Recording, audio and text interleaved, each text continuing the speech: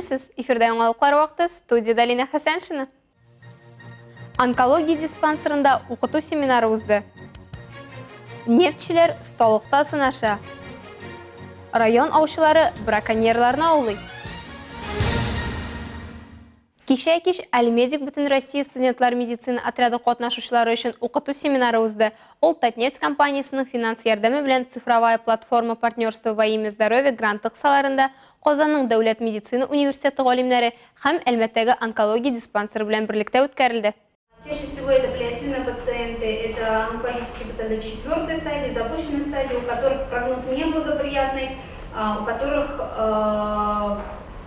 возможно, время жизни уже определено, то есть отсчитано. Онкология диспансерында узган семинарның төп бурычы катнашучыларны паллиатив ярдәм күрсәтү үзенчәлекләре белән таныштыру, паллиатив пациентлар белән эшләүнең медицина оештыру, хокукый, психологик аспектлар турында мәгълүмат бирү. Әлмәт районында һәм Тулаев Татарстанда паллиатив хезмәт эшенең уникаль моделен тәкъдим итү. 5 спикер чыгышыннан торган семинарга кайбер белгечләр онлайн форматта кушылды. Белгечләр цифрлы технологияләрне куллану перспективалары белән уртаклаштылар. И вот видите, вот это вот использование цифровой платформы еще раз, как говорится, нам здесь в помощь и снижает вот эту тревожность и самого пациента, его родственников. Казанның шәһәр онкология диспансеры 1960 елда булдырыла. Ярты гасыр узгач 2010 елда Әлмәттә Республика клиник онкология диспансерының 3 номерлы поликлиникасы ачыла. Бу ил тарихында беренче мәртәбә җирле хакимият сәламәтлек саклау министрлыгы һәм Татнефть компаниясының 3 яклы килешүенә корылып булдырылган мөһим проект иде.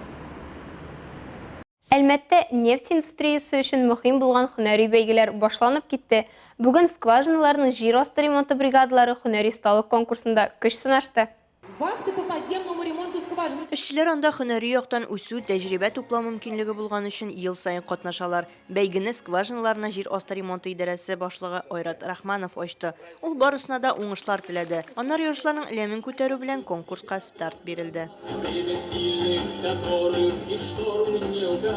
Һөнәри осталык конкурсында катнашучыларга төп эш төрләре буенча күнекмәләр күрсәтергә кирәк. Алар арасында тирән насос җиһазларын әзерләү, скважиналарны ремонтлауга әзерләү һәм әлбәттә инде җир асты ремонты процессына кагылышлы биремнәр.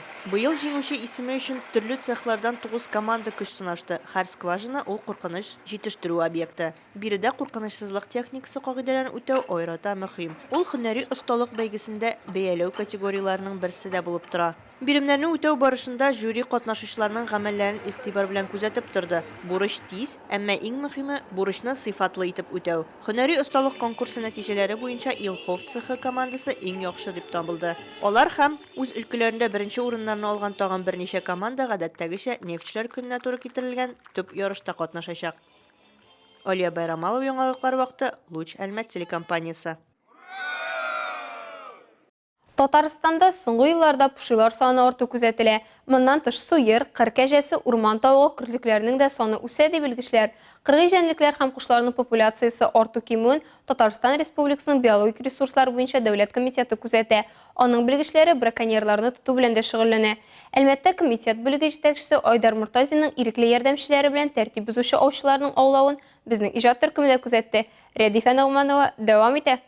Кагыйдә булгач, аны бозучылар да табылып тора. Шуңа күрә аучылар үзләре браконьерларны тоткарлау өчен махсус рейдларга чыгалар. Бу юлы алар Кама Исмәгыйль ау хуҗалыгында булдылар. Шимбә иртәсе ауга чыгучылар өчен менә дигән вакыт. Димәк, кагыйдә буенча ауга йөрүчеләр белән бер рәттән бу тыныч аулак вакытны үз файдаларына кагыйдә бозучылар да кулланырга мөмкин. Шуңа күрә тәртипсез аучыларга ау өчен вакыт бер дигән. Татарстанның биологик ресурслар буенча дәүләт комитеты Әлмәт районы бүлеге җитәкчесе Айдар Муртазин бердән-бер вәкаләтле вәкил булса да, ул ялгыз түгел. Ирекле ярдәмчеләре һәр вакыт терәк булырга ризалар. Кама Исмәгыйль аучылык хуҗалыгына да аучыларның иҗтимагый оешмасы җитәкчесе Николай Мулин белән бергәләп килделәр. 15 июня у нас открыт сезон охоты на сурка-байбака. Вот. И мы ездили проверять, если встретятся охотники, проверять разрешение на добычу охотресурсов, путевок, соответственно, правильность применения орудия, правильность проведения охоты. Аучылык байлыклары белән булган хәлләрне күзәтү өчен Татарстанда 11 төр исәпкә алу үткәрелә. Районда барлыгы 4 аучылык хуҗалыгы эшли. Бу Буташушма, Кама Исмәгыйль, Ямаш һәм Ласка хуҗалыклары. Аларның гомуми мәйданы 280 мең гектардан артып китә. Разрешение на добычу охотничьих ресурсов выдается в зависимости от пропускной способности. В этом году в Кама-Исмагильском охотничьем хозяйстве выдали 60 разрешений на добычу. Именно Сурков. Именно Сурков, да. Сроки охоты у нас 15 июня по 30 сентября на Сурка. Вот, 60 разрешений выдали.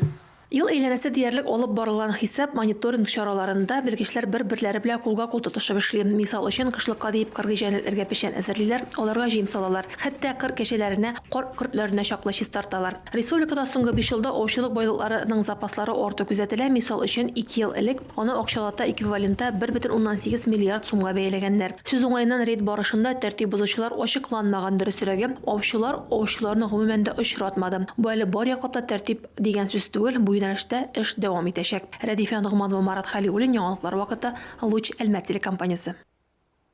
Авыл кешесе элек-электән иген иккән, җир эшкәрткән, мал асраган. Шуңа күрә җирнең кадерен, авылның бар ямен тоялар алар. Шундый тырыш гаиләләрнең берсе Ознакай районы Уразай авылында гомер кичерә. Рәшитовлар гаиләсе белән Илмира Шәрифуллина якыннан танышып кайтты. Бу авылның табигаты да сокландыра. Янәшәдә генә чатыр тавы калка, авыл үзәгендә мәчет нур чәчә, йортлары да төзек, халкы да тырыш. Бүгенге көндә безнең хуҗалыкта 15 мөгезле эретерlik бар. Без аларны бар тик ит өчен генә үрчетәбез. Үгезләр. Пешәннәрне, кормаларны үз көчебез белән әзерлибез. Басуларыбыз бар. Шунда үзебез чәчеп, үзебез җыеп, үзебез шуның белән үзебезне тәэмин итәбез. Дамир һәм Миләүшә Рәшитовлар хуҗалыгында бүгенге көндә 2 трактор, 1 комбайн, 1 йөк машинасы исәпләнә. Ярдәмгә балалар да, әтиләр дә кушыла. Уразай авылында яшәүче Рәшитовлар гаиләсендә 3 бала тәрбияләнә. Ә инде гаиләнең улы ярдәмчеләреннән берсе ул Атлас абый. Атлас абый, Алла ярдәм бирсен сезгә. Запчасть табабыз, җыябыз әкрен. Шул инде убыркыга әзерләнәбез. Ничек бара быел урып җыю эшләре? Урып җыю эшенә керешмәдек әле. Инде бер гамса инде уңыш көтәбез, әйбәт булырга тиеш. Атлас абый 25 ел янгын сөндерү бүлегендә хезмәт итеп, лаеклы ялында туган авылына кайтып төпләнгән. Бүген балаларына ныклы таяныч. Бүгенге көндә әлеге хуҗалыкта 200ләп чук әзерләнгән инде. Әле алда урып җыю эшләре көтелә. Рәшитовларның басудагы пай җирләре 43 гектар мәйданны били. Бу бөтенесе дә шул әти-әниләрнең үзләренең пай җирләре. Шуларның 16 гектарына арпа чәчелгән. Калганында инде пешән. Үзебезгә дә җитә, елы әйбәт килсә инде сатып тәзрәк акча эшләбез инде шул. Дамир һәм Миләүшә Рәшитовлар тырышып эшлиләр дә, мотор итеп яшиләр дә. Ишегаллары гөлбакча, йортлары биек, йөзләре якты аларның. Илмира Шәрифуллина, Рамил Исламов, Рөстәм Акбаров. Яңалыклар вакыты, Луч Әлмәт телекомпаниясе. Кыска җәйнең соңгы айы да беренче атнасын төгәлләп килә. Көннәр көзгә ауыша башлаганчы халык матур чирнең тәмен татып калырга ашыга. Ялларны күңелле һәм онытылмаслык итеп үткәрергә теләүче әлмәтләр өчен кабат киң программа тәкъдим ителә.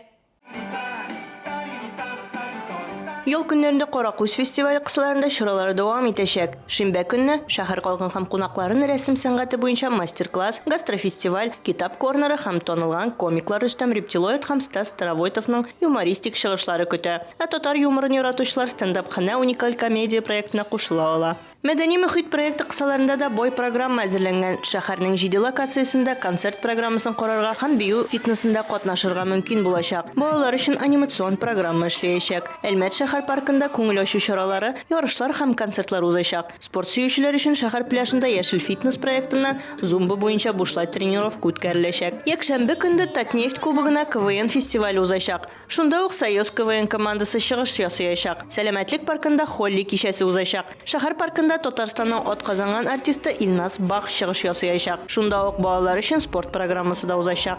Экстремаль спорт төрләрен яратучыларны урам командасы ачык мастер-классларга, скейтбординг, BMX, трюк самокаты, бию батларына чакыра. Һәр чара турында тулырак мәгълүматны сез безнең ВКонтакте төркемендә һәм Telegram каналында карап белә аласыз. Алия Байрамалова, Яңалыклар вакыты, Луч Әлмәт телекомпаниясе. Нефтяник хоккей командасы 3-нче иптәшләрчә очрашуын уздырды. Бу юлы көндәш Казанның Барс командасы булды. Очрашуның 1-нче минутында ук арбитр Әлмәтле Ярослав Альшевскийга штраф яза. Күп тә үтми хуҗалар өчәү генә кала. Уенның 7-нче минутында абыйлы энеле Альшевскийлар исәпне ача.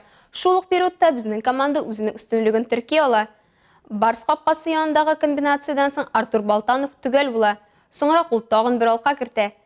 Икенче 20 минутлыкта командалар күпчелек тигез булмаган составта уйный. Берлешләр берничә тапкыр килеп чыгуга карамастан 3-1 исәбе финал сиренаға қадар соқлана. Келесі матчны Нефтяник 6 августта уздырашақ. Юбилейный спорт сарайыбызында Татарстанның төп хоккей командасы Ак Барсны кабул итәчәкбез. Бүген Әлмәткә мактаулы кунаклар Казанның Ак Барс хоккей командасы килде. Ак Барс континенталь хоккей лигасының тарихында бердән-бер 3 тапкыр Гагарин кубогы иясе, 5 тапкыр Россия чемпионы булган хоккей клубы. Әлмәт Нефтянигы Братина кубогы иясе, югары хоккей лигасының чемпионы, көмеш һәм бронза призеры. Иртәгә Әлмәтнең Нефтяник һәм Казанның Ак Барс командалары очрашуы ничек узачагын дүшәмбе чыгарылышында сөйләрбез. Исегезгә төшерәбез. Менә инде берничә ел рәттән Татнефтьнең 2 командасы Нефтяник һәм Ак Барс белән матчны түләүлегә әйләндергәннән бирле билет сатудан кергән барлык табыш хәйрия максатларына юнәлтелә. Төрле елларда кергән акчаны клуб в твою пользу хәйрия фондына, клуб җанатарын дәвалауга, Татарстанда балалар слэш-хоккейын үстерүгә һәм башка игелекле эшләргә юнәлдерде. Республиканың төп хоккей командасы белән киләсе матчта хәйрия чарасы булачак.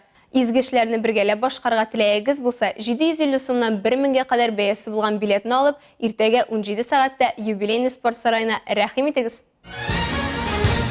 Әлегә шулар, Миллина Хәсәншина һәм монтаж операторы Алия Берамалова сезнең белән сау булашабыз. Исән-имин булыгыз.